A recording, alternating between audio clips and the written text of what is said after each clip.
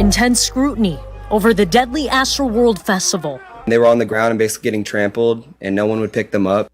Rapper Travis Scott and those behind promoting and planning the event under the microscope, accused of not doing enough to prevent or react to the crowd surge. The way the barricades were set up had people trapped in, and it was a death trap. The medical examiner's office says it could take several weeks to determine the cause of death for the 8 victims. Many people want to shed blame, but it's really too early. Scott says he will pay for the funeral costs of the victims. 3 people remain hospitalized, including a 9-year-old boy. His family says he's in a medically induced coma. A 9-year-old child had a heart attack because he was being trampled so severely. Lawsuits continue to stack up, at least 18 filed since Friday. This should have been stopped from the very beginning, and what we know for sure is that Travis Scott continued to perform. Scott maintains he had no idea the extent of what was happening in the crowd. Fellow performer Drake posted Monday, "My heart is broken for the families and friends of those who lost their lives and for anyone who is suffering." Meanwhile, according to the Wall Street Journal, people familiar with the investigation said investigators are looking into whether a batch of counterfeit pills, possibly laced with fentanyl, played a role in some of the deaths. Authorities have been reached out to for comment. I'm Isabel Rosales reporting. Dubisky was at the show with her brother, but the two were separated in the crowd before she was killed. Back in Oxford, COVID-19 numbers are starting to creep up as the number of positive cases have risen in the last 8 days in Lafayette County. Although there is an increase in cases, hospitalization numbers continue to stay low due to the virus. Cases have been declining since October, and with this decline, we see at least 55% of Lafayette County has had at least 1 vaccination shot, and 51% are fully vaccinated. At the University of Mississippi, 10 new cases have been reported in the last 7 days. There are currently only 9 active cases on campus. Across Mississippi, the State Department of Health reported 360 new cases today. The battle over federal vaccine mandates across the country continues today as several states, including Mississippi, move forward with legal proceedings. CNN's Brent Conway tells us where the latest mandate stands. Back. It is the government's job to keep its nation safe. And forth. It may not be mandated by the President of the United States unilaterally. Or can it? The Biden administration has mandated millions of workers get vaccinated against COVID-19 by January 4th, but pushback is building. More than half of U.S. states are suing the administration now, including Louisiana, Mississippi, South Carolina, and Utah, along with a number of businesses who asked the court to block the mandate, saying it constituted federal overreach and risked negatively impacting the workforce. A federal appeals court agreed, temporarily blocking the mandate over the weekend. But the Department of Justice wants it lifted, saying these states and businesses haven't shown that their claimed injuries outweigh the harm of staying a standard that will save thousands of lives and prevent hundreds of thousands of hospitalizations. The White House is confident in its legal authority here. If OSHA can tell people to wear a hard hat on the job, right, to be careful on chemicals, it can put in place these simple measures to keep our workers safe. The Fifth Circuit Court of Appeals promises to expedite the case, but there's been no clarification on whether this would have a nationwide effect. I'm Britt Conway reporting. Those lawsuits are specifically over the mandate that requires all private businesses with 100 or more workers to require either vaccines or weekly coronavirus tests for their employees. Congress passed a $1.2 trillion infrastructure package that will send $4.46 billion to Mississippi over the next 5 years. This deal garnered bipartisan support. The White House released a preliminary breakdown of where the money will go to in the state of Mississippi, saying $3.3 billion will be for roads and bridges, $429 million will go to water lines and pipes, $223 million will go to public transportation, $100 million will go to high-speed internet, $99 million will go to airports, $51 million will go to electrical vehicle chargers, and $35 million will go to protection against climate change and cyber attacks. According to the Oxford Police Department, since January, 10 people in Lafayette County have died from drug overdoses and another 16 have survived the overdoses. The prescription pills that we have been seeing the most on recent overdoses are 30 milligram Percocets. The pills are being pressed with fentanyl and have the same identical markings as the real pharmaceutical markings.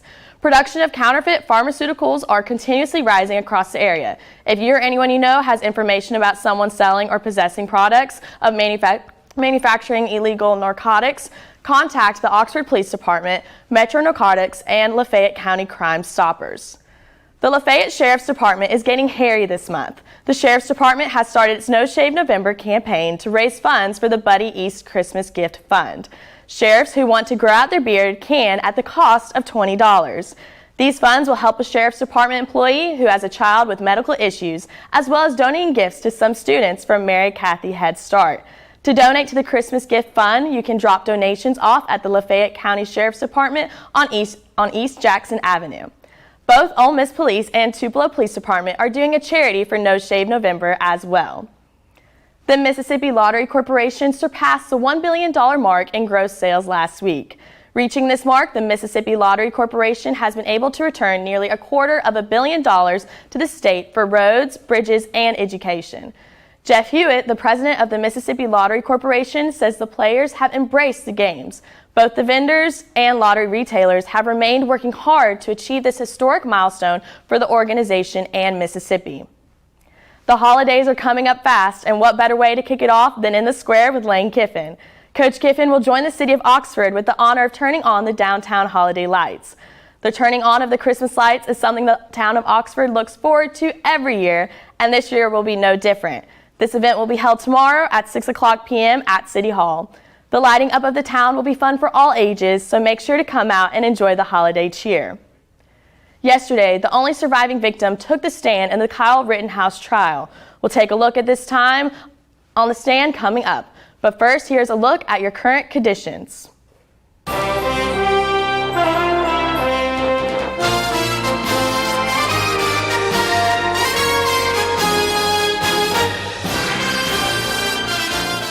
Each year, hurricanes and major flooding threaten cities, towns, and rural homes across the Gulf states. So chances are there will be more storms and floods near here again. And between school, sports, and social lives, chances are you won't be with your kids when it happens. Will they know what to do? Ready.gov/kids has all the educational tools and information to make the conversation easy. When the time comes, chances are they'll feel prepared, not scared. So talk with your family today.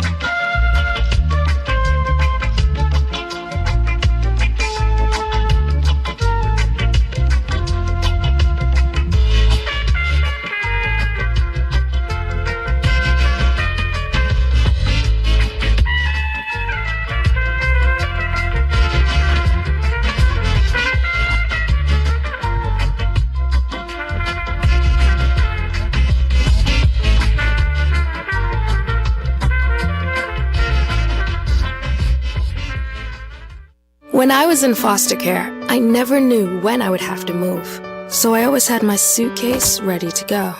Then one day, I was adopted. My new parents opened their hearts and home to me.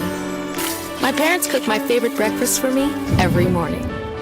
My parents take me on trips I never thought I would go on. They gave me a home and an even better reason to use that suitcase. My parents aren't perfect, but they're perfect for me. Yeah! Sam, Elmo! Oh, hey, Julia! You ready to play band with us? I'm gonna play my clarinet. And Elmo's gonna play his drum. Drum loud. Oh, well, you know what to do, Julia. Julia knows. Mm-hmm. With Julia's autism, loud sounds can be too much. But she still loves to make music.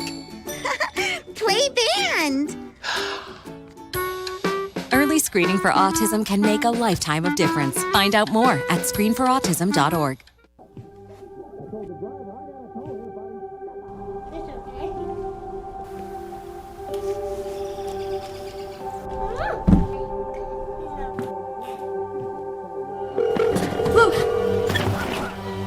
911, where's your emergency? Everyone's on their way. What happened? Your friend's not breathing. She's dead? Yes, please get my mom and dad. Oh my God!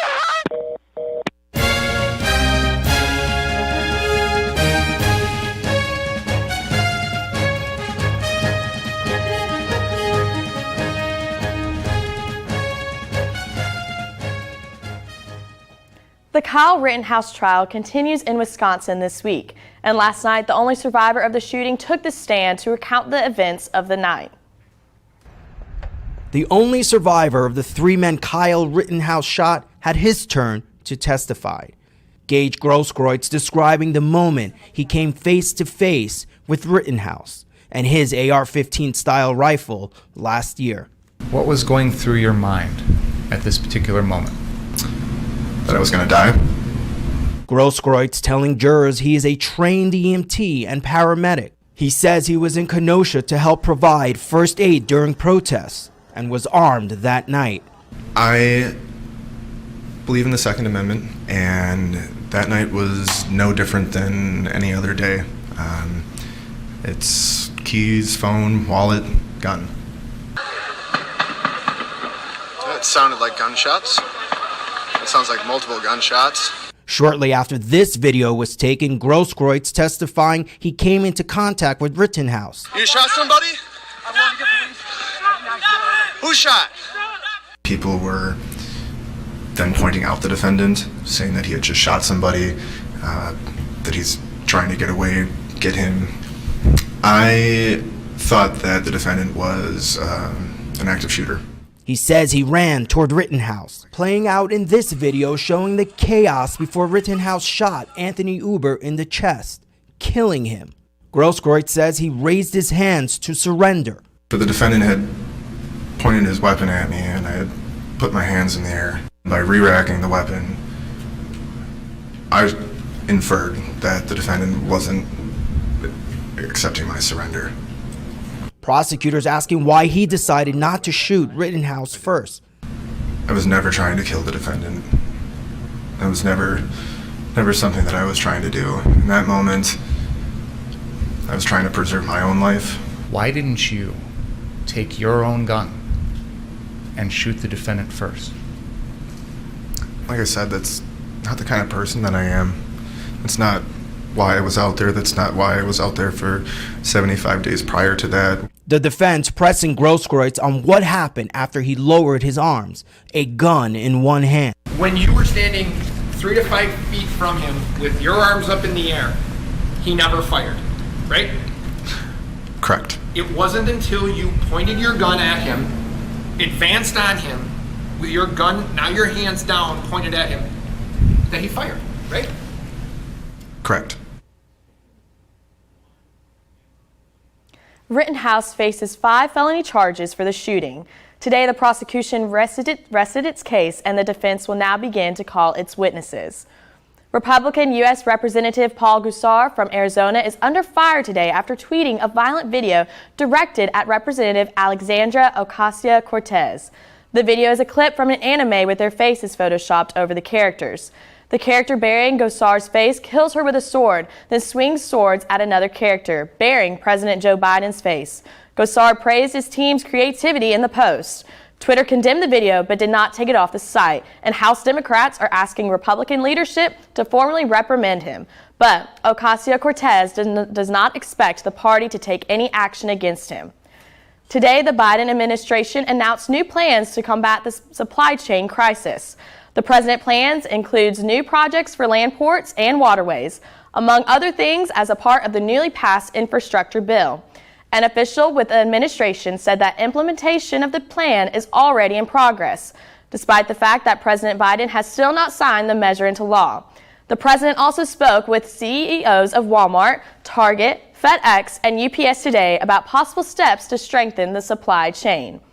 Experts do not expect COVID-19 to ever fully disappear, but many think that a time may be coming when it is more like flu season than a global pandemic. CNN's Mandy Gaither has a look at what experts think the end of the pandemic may look like. COVID-19 is likely here to stay, but when cases are no longer out of control and hospitals aren't overflowing with patients, many experts predict the spread of the coronavirus will be more like a seasonal flu. What we hope to get it is at such a low level that even though it isn't completely eliminated, it doesn't have a major impact on public health or on the way we run our lives.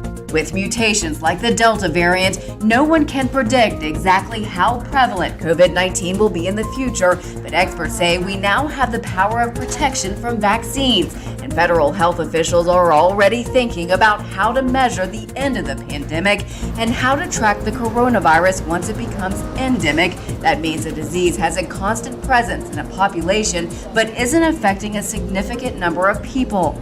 We would hope that as we get people more vaccinated, not only in this country, but throughout the world, that the level of viral dynamics will be so low. I can't predict for you today when that will be. The CDC says we're still in pandemic phase. Right now, 70% of adults in the U.S. are fully vaccinated. Health officials say that vaccination rate needs to rise as new COVID-19 cases continue to fall. For Health Minute, I'm Mandy Gaither.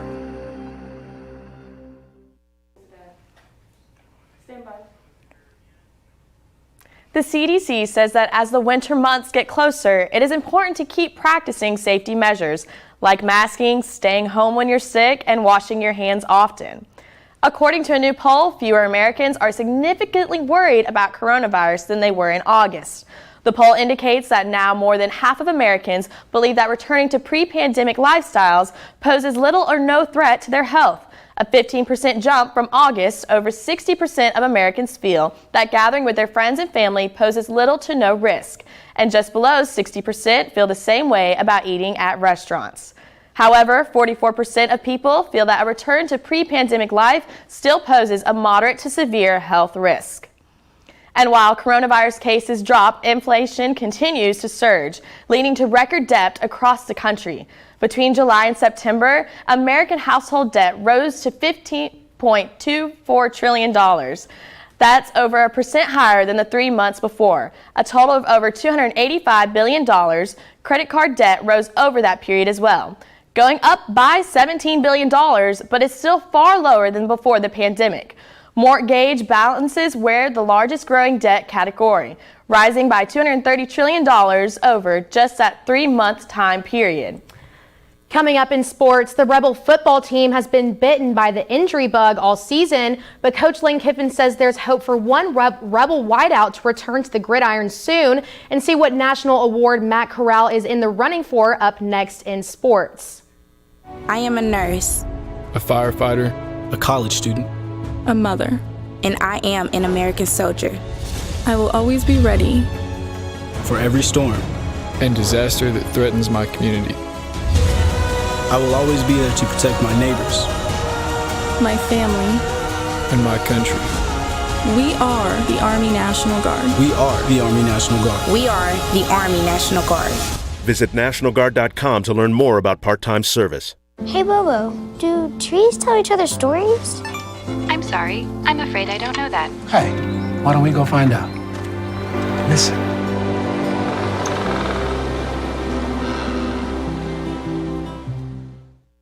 I just found out my work party is a +1. You want to go? This is my boss, Ella. Nice to meet you, Greg. You're welcome. Nope, I'm high. But I'll clean the kitchen while you're gone. You're already making good decisions when you're high. Pool party at Jesse's. Can you drive? I'm toasted. Nope, I'm high. But I can order us a ride. Don't make an exception when it comes to driving. If you feel different, you drive different. We are Ole Miss Rebels. As Mississippi's flagship university, we dig deeper, see farther, work harder. We pioneered human organ transplants. We helped prove Einstein's theory of gravitational waves. We are distinguished as a Carnegie R1 top 2.5% research institution. We are Ole Miss, transforming lives and the world.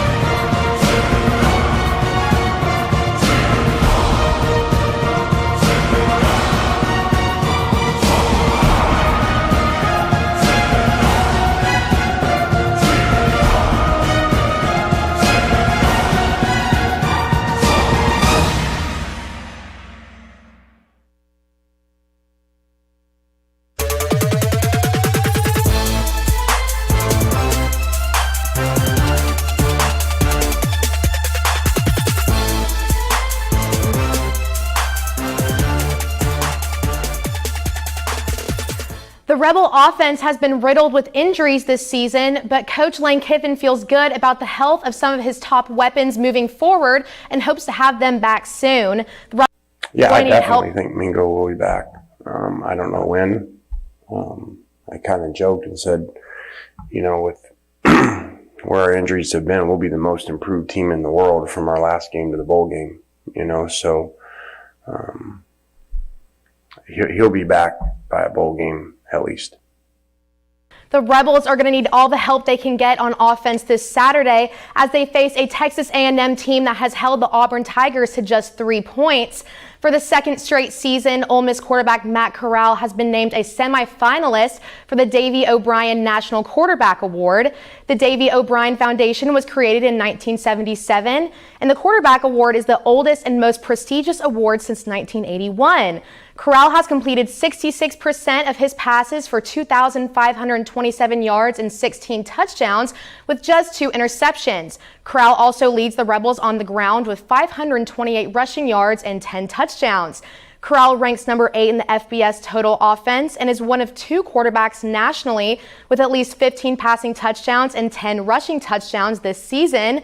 Staying on the topic of awards, Rebel women's basketball center Shakira Austin was recently named to the 2022 Jersey Mike's Women's Naismith Award watch list after earning spots on the Wade Award and Wooden Award watch list earlier that day. This marks yet another recognition for Austin as she enters her senior season, first in active career rebounds and 5th in points in the SEC. Austin has garnered accolades ranging from his spot on the Lisa Leslie Award preseason watch list, as well as earning both SEC Media preseason All-SEC honors and SEC Coaches preseason first team All-SEC honors. Austin and the rest of Coach Yo's squad hit the hardwood to start their season against Belmont on Thursday night. The wait is over for Ole Miss men's basketball, which opens its 2021-22 regular season at home, taking on New Orleans. Kermit Davis enters his 4th season at the helm of Ole Miss basketball, while over his first 3 seasons, Davis led the Rebels to a pair of postseason appearances with 51 victories. Davis is one of only 4 coaches in Ole Miss history to rack up at least 50 wins over their first 3 seasons. Luis Rodriguez leads the team in rebounds, and steals will be one to watch along with Jarkel Joyner, will be returning for his senior campaign after averaging 12 points per game as a junior. Tip-off is set for 6:30 p.m. inside the pavilion, and the game will stream live on SEC Network. The Rebel women's soccer team is staying alive as for the 3rd time in program history, they are set to host an NCAA tournament match Friday against St. Louis. Sitting at number 21, this is the 6th NCAA tournament bid in the last 9 seasons for Ole Miss and the 10th trip to the Big Dance overall for the Rebels. Ole Miss is 6-1-2 this season, including ranked wins over number 5 LSU and number 19 South Carolina. The Rebs are coming off of a successful run at the SEC tournament, advancing to the semifinal round. Be sure to stay tuned in as Ole Miss takes on St. Louis in Oxford at 7 p.m. this Friday. That's all I've got for sports. Be sure to follow us on Twitter at @Rebel_Watch for the latest sports updates. Thanks, Grace. AMC movie theaters are planning to make it easier to recreate the movie theater experience at home. Find out exactly how next on NewsWatch Ole Miss. Take a look under your bed. Find stuff under there? What about jobs? No? Now try your closet. Still no jobs? Just more stuff? Well, you really have both. See, stuff is defined as household articles considered as a group. Sometimes this stuff is no longer needed. Wait, no longer needed? That can't be right. Because remember those jobs you were looking for? Those are really needed. And they're the stuff inside your stuff. Our job is to unlock those jobs. And it starts when you donate your stuff to your local Goodwill. Here's how we do it. When you donate to Goodwill, we sell your stuff to provide job training for people right here in your community. So just by teaming up with Goodwill, you help create jobs. And isn't that worth parting with the leftover keytar from your 80s cover band? Goodwill. Donate stuff, create jobs.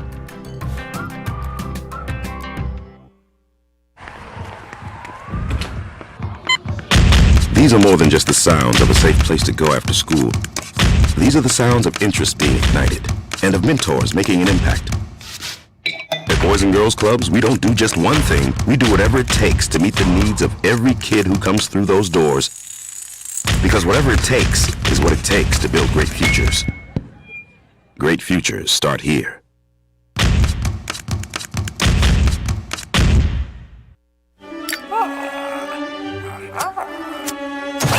Does it ever seem like some people are actually trying to destroy the planet? And the rest of us are like, hey, we need this planet. Some people may be slow to learn, but they'll eventually get the message.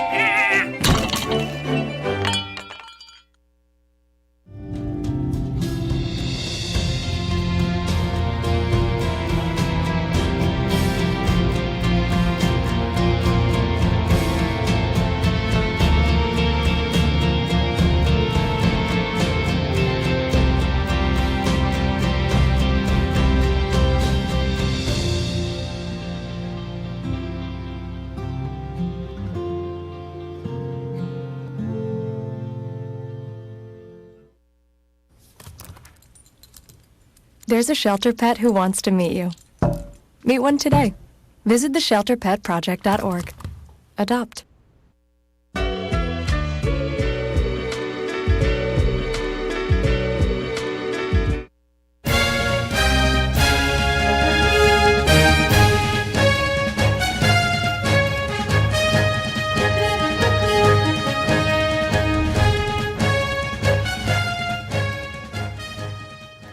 AMC says it will sell its popcorn in supermarkets and malls starting next year.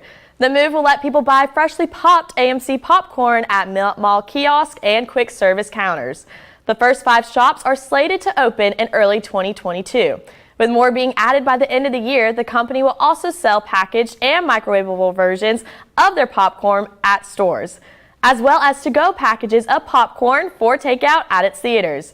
AMC claims it sells up to 52 million bags of popcorn each year. That's the most popcorn of any movie theater company in the entire world.